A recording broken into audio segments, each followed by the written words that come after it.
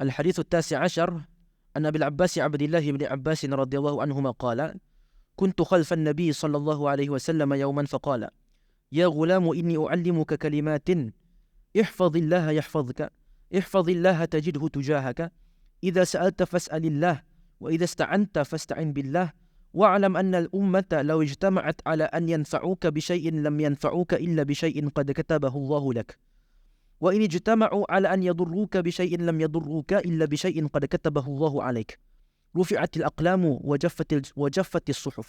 رواه الترمذي وقال حديث حسن صحيح.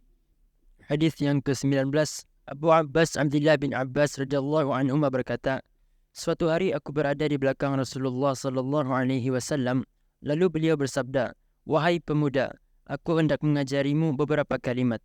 Jagalah Allah, maka ia akan menjagamu. Jagalah Allah, niscaya engkau akan mendapatinya bersamamu. Bila engkau memohon sesuatu, mohonlah kepadanya. Bila engkau meminta pertolongan, minta tolonglah kepada Allah. Ketahuilah bahawa seandainya seluruh umat ini berkumpul untuk memberikan sesuatu yang bermanfaat bagimu, maka mereka tidak akan bisa memberi manfaat kepadamu kecuali sesuatu yang telah ditetapkan oleh Allah kepadamu.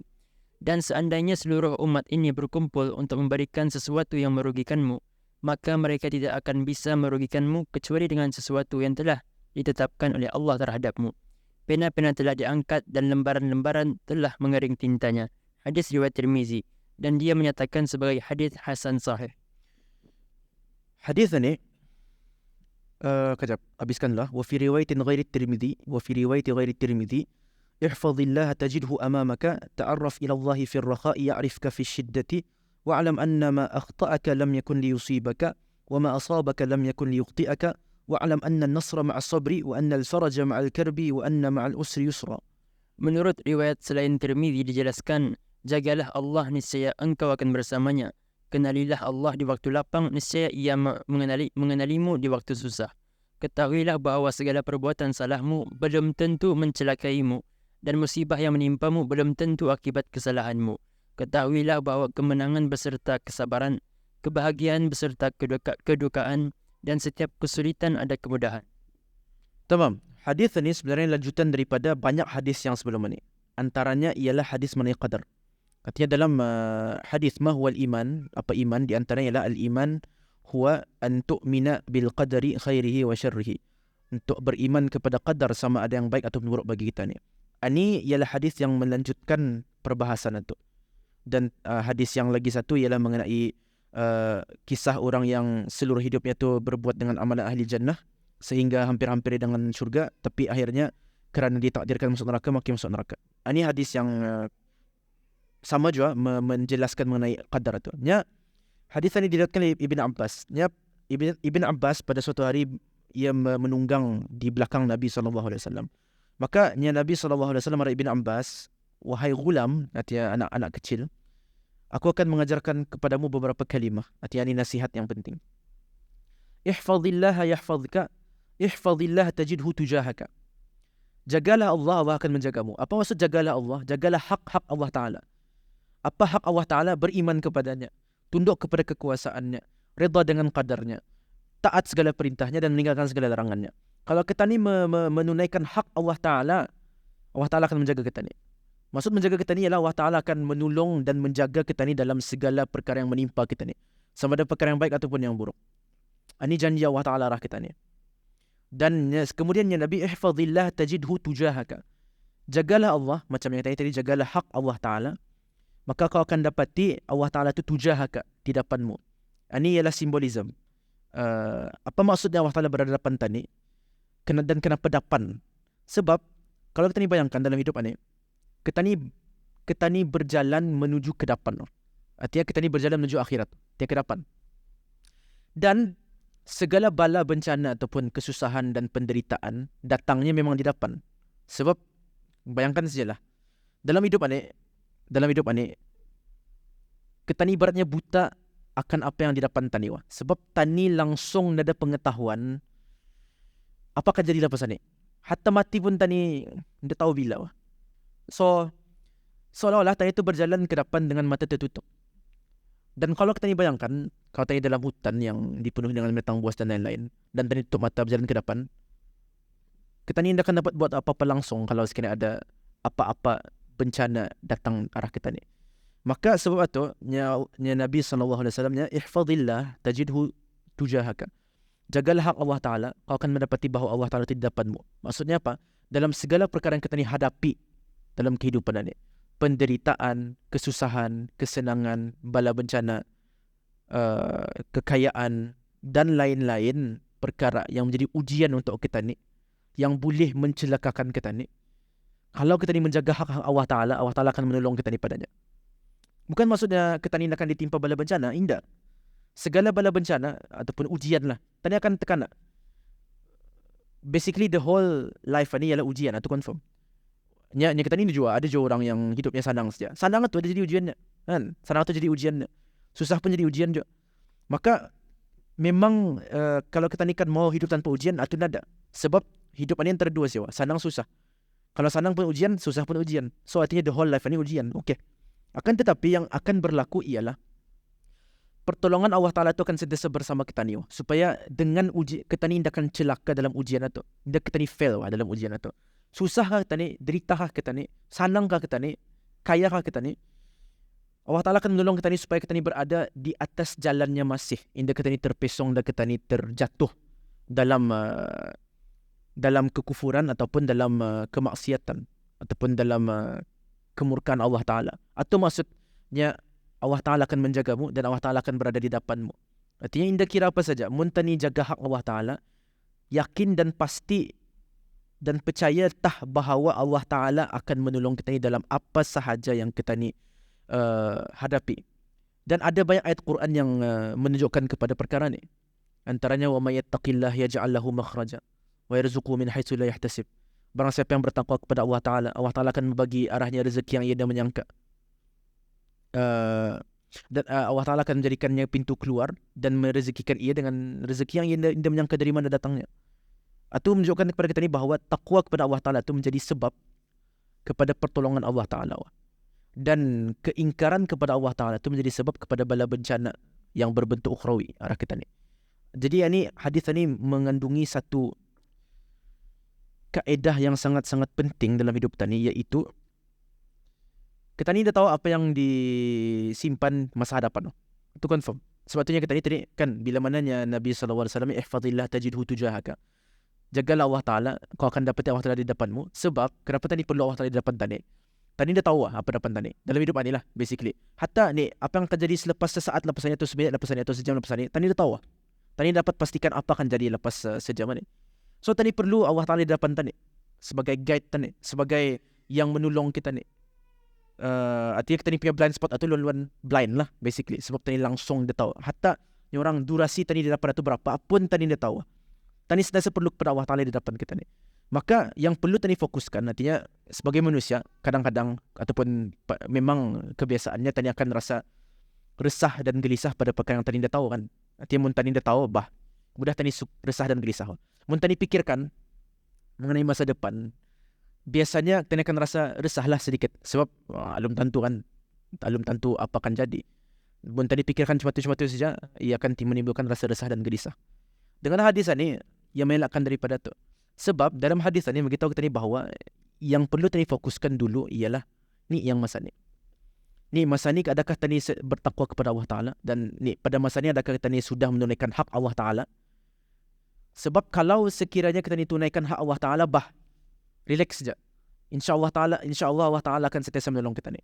Tidak payah teringau mengenai masa depan itu, kerana Allah Ta'ala akan sentiasa menolong kita ni. Yang perlu tadi ingau ialah ni pada masa ni yang kita ni jalani masa ni. Adakah kita ni sedang berada dalam ketaatan, adakah hak Allah Ta'ala telah tertunai dan lain-lain.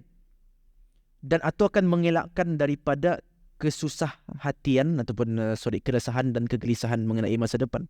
Cuma tu. Dan yang Nabi SAW selepas satunya, idza sa'alta fas'alillah wa idza sta'anta fasta'in billah. Dan kalau kau minta sesuatu, minta Allah Ta'ala. Kalau kau minta tolong Allah Ta'ala. Kenapa? Ini balik semula kepada hakikat iman tadi kepada Allah Ta'ala, bahawa nada langsung yang bagi mudarat dan manfaat, kesusahan dan kesenangan, melainkan Allah Ta'ala semata-mata. Nada satu pun atom ataupun apa-apa pun perkara, sedamit-damit perkara ke sebesar-besar perkara, akan bergerak dan berlaku melainkan dengan izin dan kuasa dan kehendak Allah Ta'ala juga. Artinya tidak ada satu pun makhluk di bumi ni ataupun di dunia ni yang dapat memberi kesan arah makhluk yang lain. Maka berdasarkan kepada keimanan tadi kepada Atu, iman tadi bahawa Allah Ta'ala itu Tuhan, pemilik dan penguasa bagi setiap sesuatu, dan bahawa qada' dan qadar itu berada di bawah kuasa Allah Ta'ala, maka arah siapa lagi tadi kan minta tolong? Kan? Arah siapa lagi tadi kan meminta? Kalau bukan arah yang maha berkuasa. Sebab mun tadi minta tolong arah yang selain daripada Allah Ta'ala, durang dia berkuasa pada hakikatnya. Durang pun sebenarnya dia tahu apa yang akan jadi habis durang. Durang pun dapat pastikan bahawa hidup durang itu dapat durang tolong. Artinya durang pun dapat tolong diri durang sendiri. Macam mana tanikan minta tolong arah orang selain daripada Allah Ta'ala yang hatta diri durang pun durang belum dapat tolong. Maka Nabi SAW, idza sa'alta fas'alillah, kalau kamu minta Allah Ta'ala. Kalau kamu minta tolong, wa idza sta'anta fasta'in billah, minta tolong Allah Ta'ala. Kerana yang memberi kesan dalam semua perkara dan yang membagi mudarat dan membagi manfaat pada semua makhluk ialah Allah Ta'ala semata-mata. Maka yang hanya layak diminta tolong dan dibohon ialah Allah Ta'ala semata-mata. Dan itu sebenarnya sepatutnya keadaan hati seorang mukmin itu. Artinya apabila ia perlukan sesuatu, ia ingaukan sesuatu, ia maukan sesuatu, maka yang pertama sekali patut ditujunya ataupun hatinya itu melihat kepada siapa? Allah Ta'ala dulu. Berdasarkan kepada pengetahuannya bahawa Allah Ta'ala maha berkuasa atas segala sesuatu, dan nada sesuatu pun akan berlaku melainkan dengan izin dan kehendak Allah Ta'ala. Sedangkan makhluk yang lain tidak ada kuasa, makhluk yang lain tidak dapat bagi manfaat ataupun mudarat. Atau makna sebenar la haula wala quwata illa billah tu. Tidak ada daya dan usaha melainkan dengan Allah Ta'ala. Semua dengan Allah Ta'ala. Maka mengetahui perkara tu, hati seorang mukmin itu sepatutnya sentiasa mengarah kepada Allah Ta'ala dalam setiap hajat dan permintaannya. Sebab memang ada selain Allah Ta'ala kan juga. Dan sebab itu Nabi SAW pun memberitahu sebabnya tu yang kita ni cakap di sini. Ya wa'alam anna al-ummata law ijtama'at ala an yanfa'uka bi syai'in lam yanfa'uka illa bi syai'in qad katabahu Allahu laka. Ya, ketahuilah bahawa satu umat atau bayangkan jangan seorang tapi hatta satu umat yang besar. Mun durang itu berkumpul bersepakat untuk membagi manfaat arahmu dengan sesuatu. Durang tidak akan dapat bagi manfaat itu melainkan dengan izin daripada Allah Ta'ala juga. Artinya hakikatnya Allah Ta'ala juga yang bagi manfaat itu. Sebab pebaik ramai manapun umat, durang berkumpul, bersepakat, durang bersetuju untuk membagi kau pertolongan ataupun membagi manfaat arahmu. Manfaat itu tidak akan terjadi melainkan dengan izin Allah Ta'ala juga. Berdasarkan kepada iman kepada Allah Ta'ala dan iman kepada qadar yang baik dan yang buruk itu. Wa in ijtama'u ala an yadurruka bi syai'in lam yadurruka illa bi syai'in qad katabahu Allahu 'alaika. Dan kalau dorang berkumpul untuk memudaratkanmu, tidak akan dapat memudaratkanmu melainkan dengan perkara yang Allah Ta'ala izinkan juga untuk memudaratkanmu. Artinya manfaat dan mudarat susah, senang, bukan pada tangan makhluk tapi pada tangan Allah Ta'ala. Dengan kuasa Allah Ta'ala juga. Makhluk ini hanya apa? Hanya sebab sahaja. Diletakkannya makhluk ini sebagai sebab. Tapi hakikatnya siapa? Allah Ta'ala juga. Maka kerana itu, kalau minta Allah Ta'ala.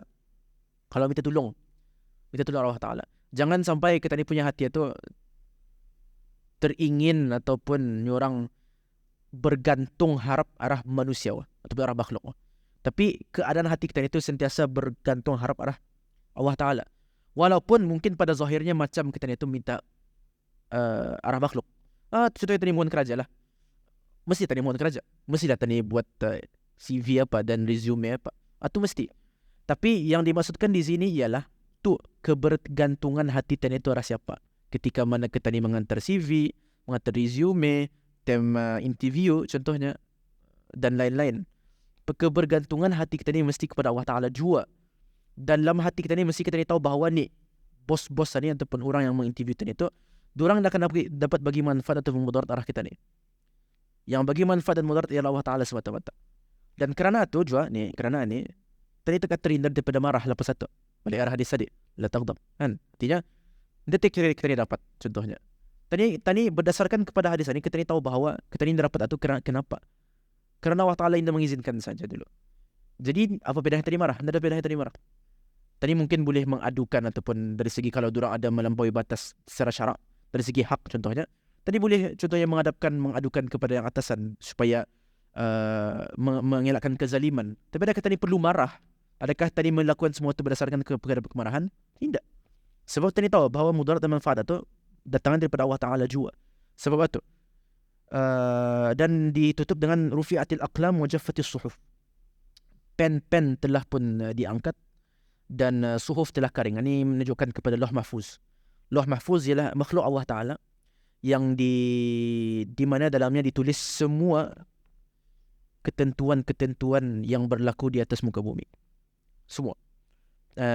Seperti mana yang diperintahkan oleh Allah Ta'ala. Makanya Allah Ta'ala yang rufi'atil aqlam wa jaffatis suhuf. Lauh Mahfuz itu ia sudah tertulis. Apa yang ada di dalamnya akan berubah. So jangan tingau, jangan kita ni ingau dan khawatir dan resah gelisah akan perkara di hadapan kita ni. Sebab yang perlu kita ni khawatirkan dulu ialah ni apa yang tadi buat masa ni. Sebab kalau kita ni menunaikan hak Allah Ta'ala pada ni masa ni, jangan tengok. Sebab bila mana kita ni menjaga hak Allah Ta'ala menjaga kita ni dan akan berada di hadapan kita ni dalam perkara yang semua kita ni hadapi.